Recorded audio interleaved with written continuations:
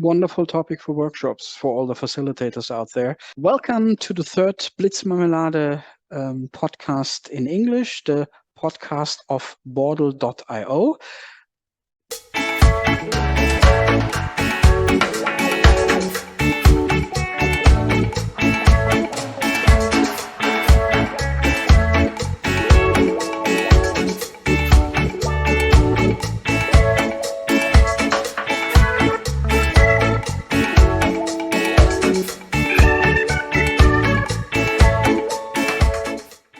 With our CEO at Bordel, Markus. Hi. And with myself, the CMO of Bordel. Hi, I'm Alex. We talked in our last episode about how to invest in a smart way during a crisis. I said crisis, what crisis? So I think there were we were at a point where you say you have four different ideas of how to invest. And one was around, so the first one was around scenario building, right? Exactly. So maybe we can restart from there. I mean, it is mainly about the question, okay, what might the relevant environment for the company look like in the future? Mm-hmm. And it's important to understand that it's not about predicting a precise future. That's impossible. Mm-hmm. But it's about thinking what could be a plausible future. Mm-hmm. What is a future I would really wish for, and Mm-hmm. what is a future I would really have to avoid. Mm-hmm. Prepare for this. I mean, it's preparation for uncertainty. It's anticipating and dealing with change. It's about being proactive. And in this article, I have this quote from Wayne Gretzky, a former hockey player, Canadian hockey player, who said, well, a good hockey player plays where the puck is. A great hockey player plays where the puck will be. And that's what this scenario thinking is all about. Thinking about, okay, how could the future look like? And then really preparing for that, taking actions for avoiding an undesirable future, but also preparing for achieving a great future for the company. That's what it's about. And for me, this management in a crisis is a bit like driving in a car. You need to know where you want to go. Mm-hmm. So that is where you're looking into the future, where you're going to be. But of course, you need to keep your eyes on the road.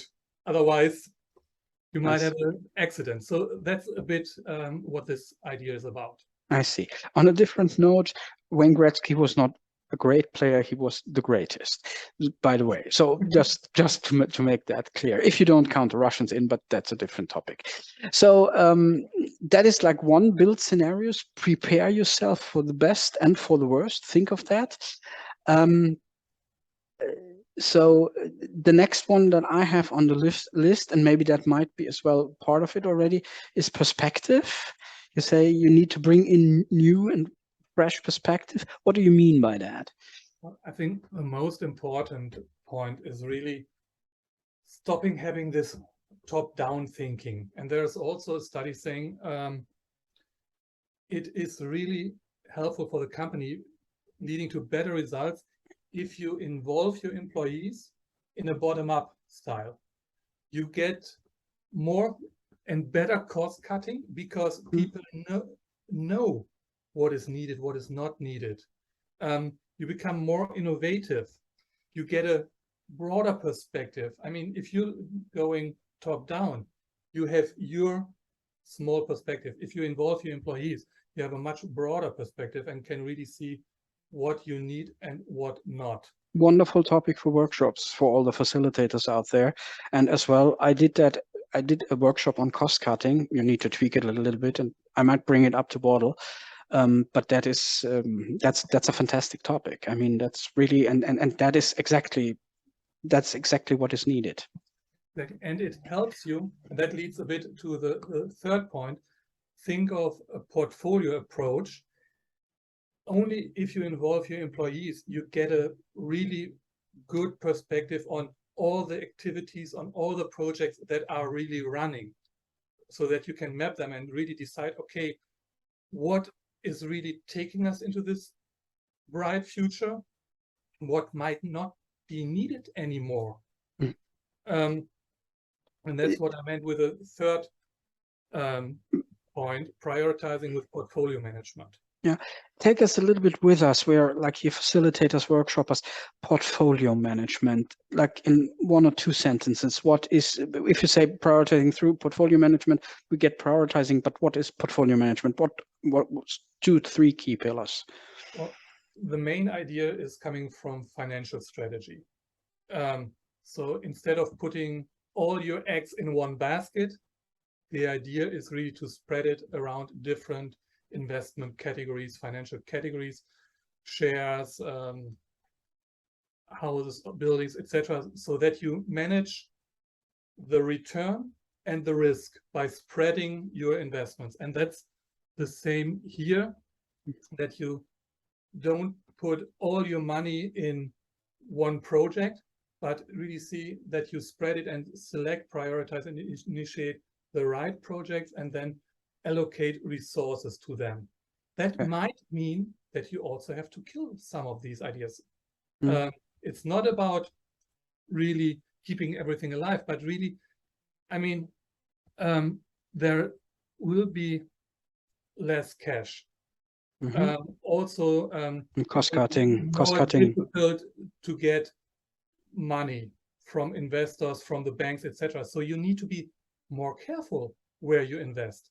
So things that a couple of months ago might have been easily get funded are no longer easily funded. So you need to have a certain return expectation, and of course need to balance the risk. And that is what you look at in portfolio management.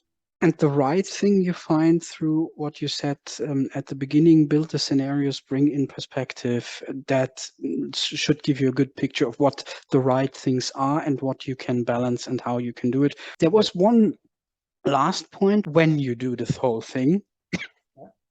Well, it's really about acting early and proactively.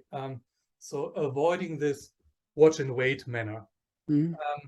And for example, Rita McGrath has a really wonderful book about it, Seeing Around Corners, where she simply says, well, in the beginning, the signals about how the future is going to be are pretty weak.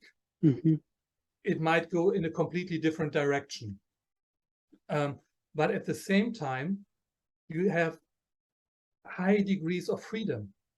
You can really design this future when you already participate in it. But the longer you wait, of course, the signals are going to be much more clear, but you don't have any degrees of freedom left. So I think that was our timer, right? The market. And that was the time. We have to follow the timer. We have to follow the timer. Act early, act proactively. That's a wonderful thought to close. It's always good for business. This was Blitzmarmelade at Bordel with our CEO, Marcus. Bye. And with me, Alex. Bye.